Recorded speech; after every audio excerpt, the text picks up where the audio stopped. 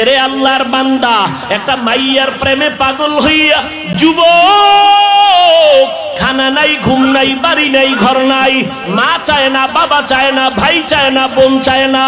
আম্মা জান কয় তুই এরকম কেন করো? সন্তান কয় আমি এমন কেন করি আমি জানি না কেমন করি। মাইয়ার প্রেমে পাগল হইয়া সন্তান কেমন পাগল হইছে কেমন করে জানি না। খানা নাই, ঘুম নাই, কয় মা লাগবে না, বাপ লাগবে না। একটা মেয়ের পেছনে পাগল হইয়া যুবক যদি সব বিলীন করে দেয়, পাগলামির মতো রাস্তায় ঘুরে। একটা মেয়ে যদি যুবকের জন্য পাগল হইয়া পাগলামি করতে পারে, মা চিনে না, বাবা চিনে না, ভাই চেনে না, বোন চেনে না, কয় মা লাগবে না, ভাই লাগবে না। ও আল্লাহর বান্দা, এটা তো একটা মাখলুক, আর এই মাখলুকটারে যিনি বানাইছেন তিনি আমার খালিক। ওই আমার মাওলার মোহাব্বত যার সিনার মধ্যে একবার ঢুকবে, ওই বান্দা যে গবেষণা করে হাঁটতে, চলতে, উঠতে, বসতে, যখন আমার মালিকের নিয়ে গবেষণা করে, ওই মাওলার মোহাব্বত যখন অন্তরের মধ্যে জমা হয়ে যায়, ওই বান্দা দিন দিন দিন দিন শুধু মায়া বাড়ে, মোহাব্বত বাড়ে, বাড়তে বাড়তে বাড়তে বাড়তে মাওলা ভালোবাসায় বান্দা যখন ডুব দেয়, ওই বান্দা তখন নিজের স্বাভাবিক অবস্থাকে ধরে রাখতে পারে না। তখন বান্দা কেমন করে নিজেও বুঝে না। ওই বান্দাকে জিগায় তুমি এমন কেন করো? এই বেটা, ওয়াজ শুনতে আইছি, তুই এমন কেন করো? কি করি আমি? আমি তো কিছুই করি না, আমারে কে জানো করায়। इश्क़े आशो लस्ते कोचू बरफरुक हर चीज़ माशूक़े बाकी जुमला सुख आशिकारा मिल्लतो मज़हब जुदा आशिकारा मिल्लतो मज़हब खुदा। কে বুঝবে? এই বেটা, ভালোবাসা ভালোবাসা বুঝো, ইশক বুঝবি না, ইশক বুঝবি না, ভালোবাসা বুঝো না। ভালোবাসা একটা আগুনের নাম। ভালোবাসা কি নাম? এই যুবকেরা কথা বল, আগুন ঠান্ডা না গরম? গরম কি সব সময়? এটা তো তাপ ছড়ায় দেয়। আগুনের অভ্যাস শুধু জ্বালায় দিবে, জ্বালায় দিবে। ইশকের আগুন যার সিনার মধ্যে একবার লাগবে, ওই অন্তরে তো মাওলার ইশক আর মোহাব্বতের আগুন যখন জ্বলে, তখন আমার আল্লাহ ছাড়া কাউকে পছন্দ করে না। গায়রুল্লাহকে আগুন দিয়ে জ্বালায় দেয়। আমার মা নাই, আমার বাবা নাই, আমার ভাই নাই, আমার বাড়ি নাই, আমার ঘর নাই, আমিও নাই, একমাত্র আছে আমার মালিক।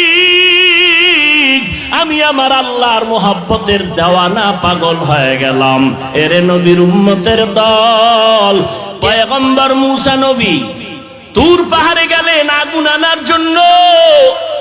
আগুন আনতে গিয়া মুসা নবী পাহাড়ের মধ্যে যখন কদম দিলেন, একটা আওয়াজ হলো, ইয়া মুসা ফাখলা'না আলাইকা বিল ওয়াদিল মুকাদ্দাসি তুয়া।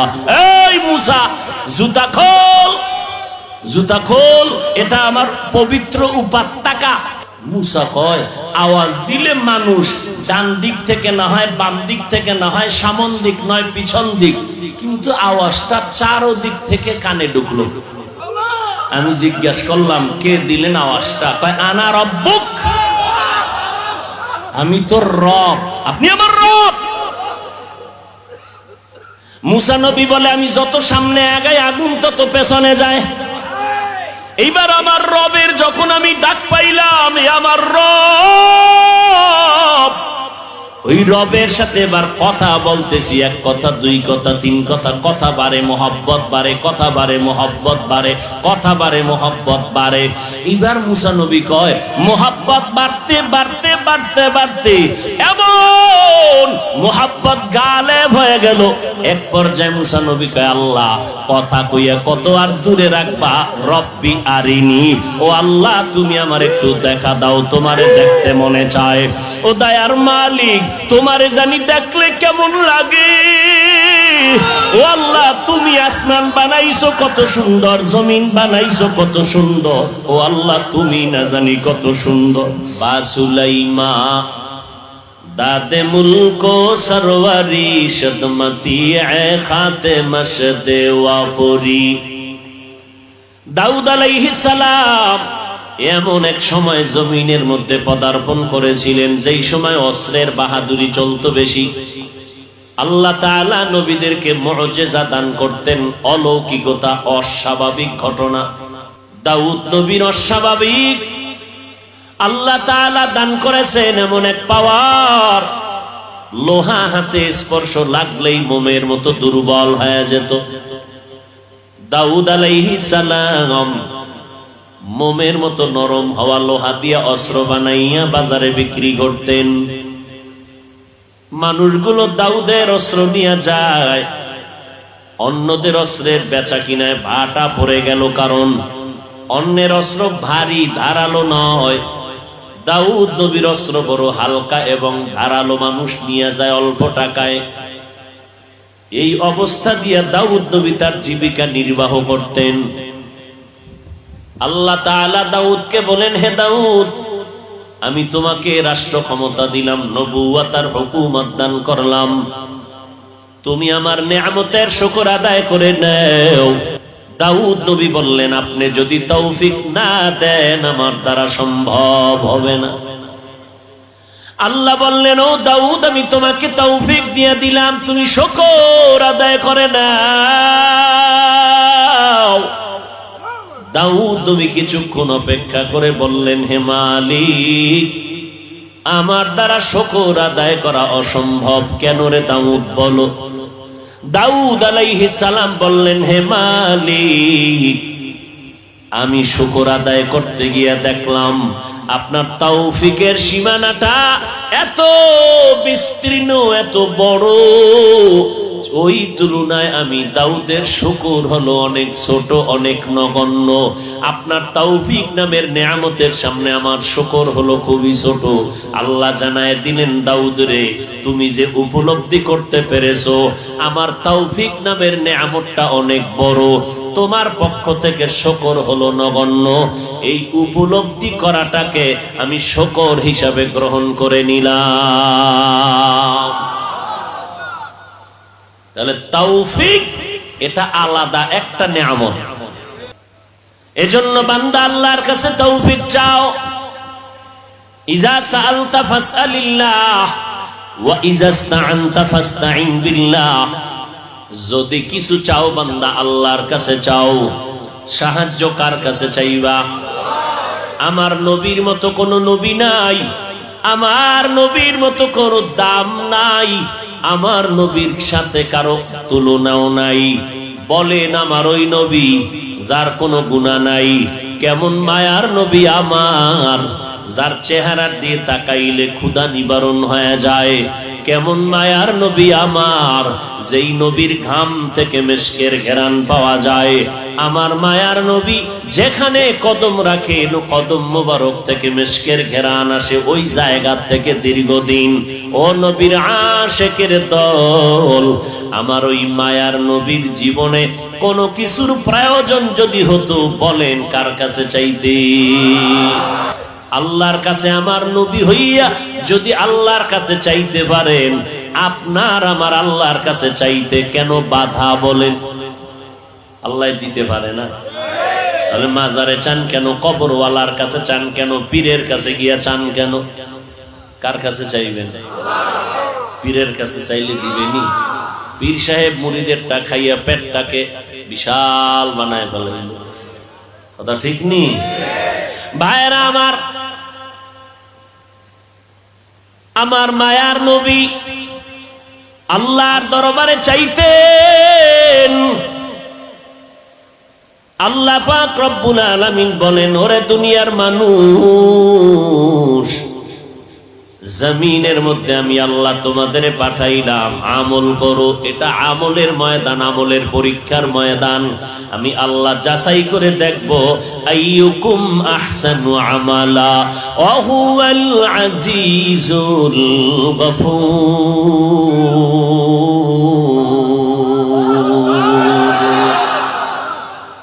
আমি যাচাই করে দেখব কারা ভালো আমল করে।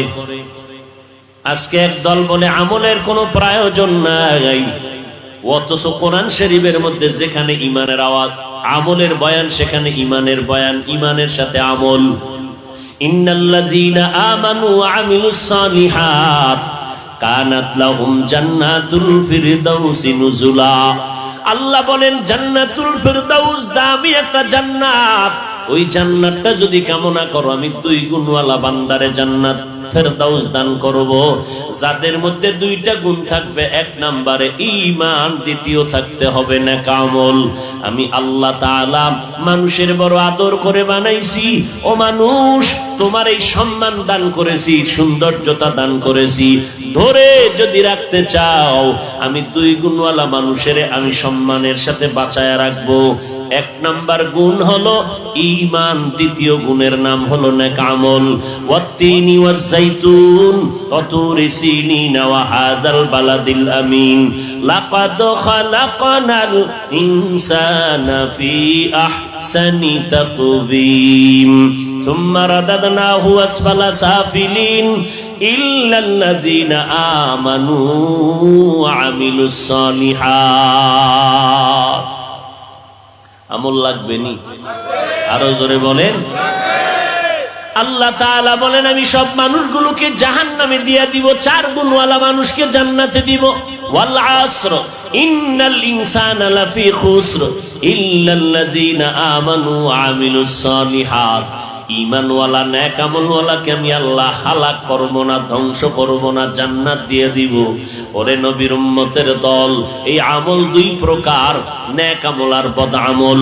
বদ আমল আবার 2 প্রকার, ফাহশা আর মুনকার। ফাহশা এমন বদ আমল যেটা বুঝার জন্য দলিলের প্রয়োজন হবে না। মুনকার এমন বদ আমল যেটা বুঝার জন্য দলিল ছাড়া সম্ভব হবে না। বদ আমলের 2 ধরনের বদ আমল, মিথ্যা বলা ফাহশা নামের বদ আমল, গালি দেওয়া ফাহশা নামের বদ আমল। এবার আসেন যেই আমলগুলো বদ আমল, যেটা দলিল ছাড়া সমাধান হবে না, বলেন আপনারা সিজদা করা গুনাহ না সওয়াব? ভালো করে বলেন। সিজদা করা সওয়াব। এই সিজদা যদি কেউ পীরের কদমে লাগায় দেয়, সিজদা যদি কবর মাজারে দেয়, সবাই বলেন না কেন?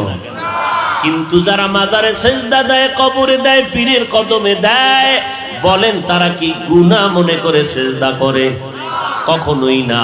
আপনি যদি গিয়া ধমক দিয়া বলেন এই সিজদা কেন করছো, গায়রুল্লাহকে সিজদা করা হারাম, আপনার সামনে গরম মেজাজ নিয়ে দাঁড়ায় বলবে কেন তুমি হারাম বললা, হযরত বলো কেন হারাম, দলিল দাও। আপনি দলিল দিলেন ইবাদতের সিজদা আল্লাহ ছাড়া অন্য কাউকে করা যাবে না, হারাম।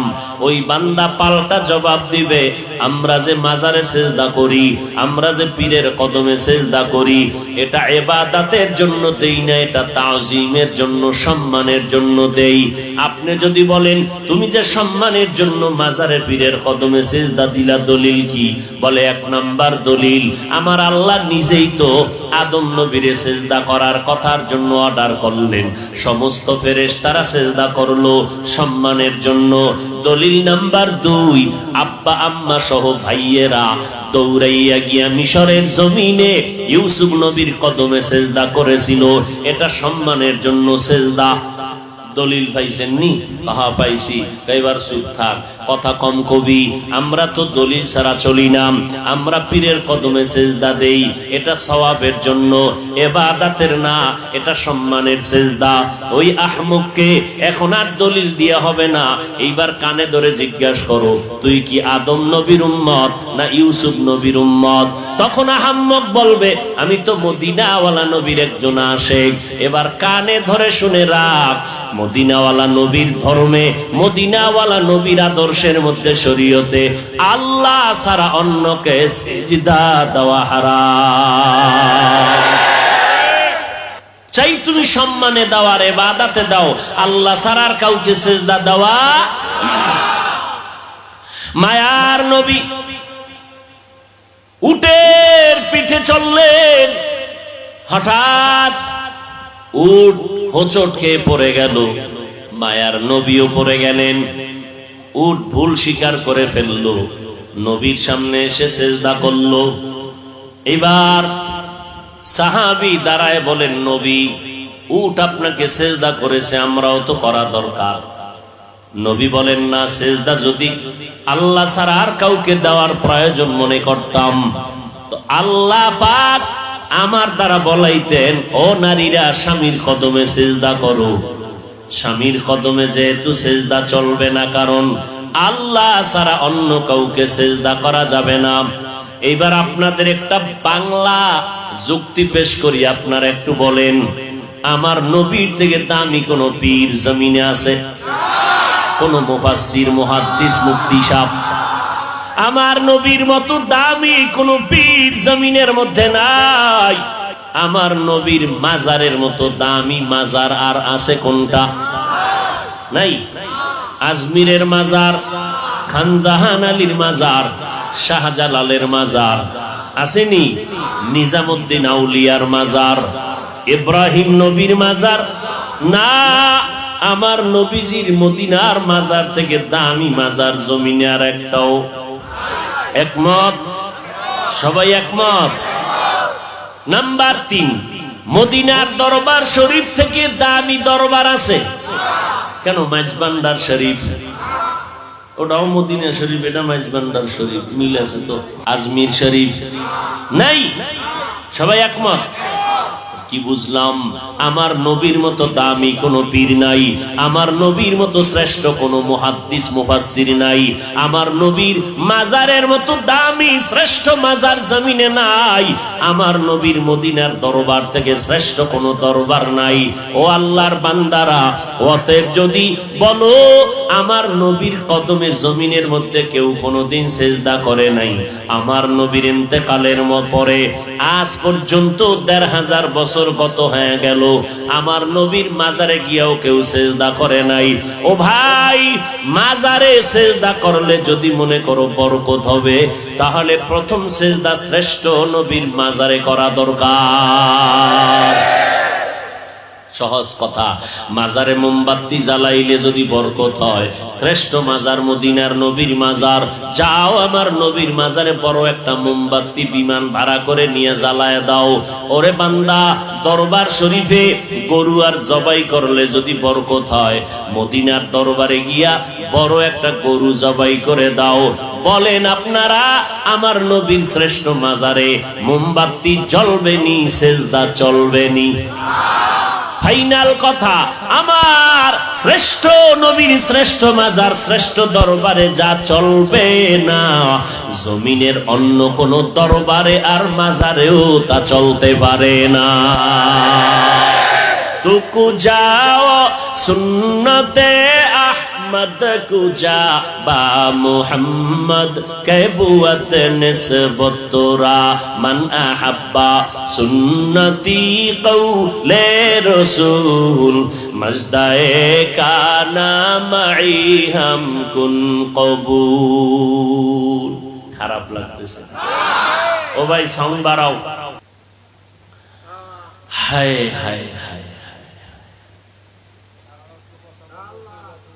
হায় হায়, আল্লাহ হেদায়েত দান করুন।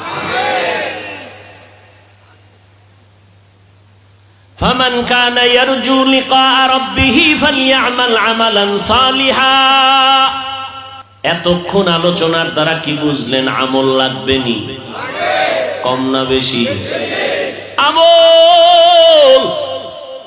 যেই বান্দারা বলে আমল বেশি দরকার নাই, তাকে জিজ্ঞাসা করেন, হযরত আপনার টাইটেল যা শুনলাম বলে আবু বকরের থেকে আপনার ইলম বেশি নি?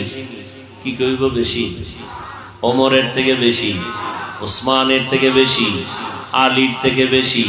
তারা কেমন জান্নাতি সাহাবী? আবু বকর, ওমর, ওসমান, আলী সহ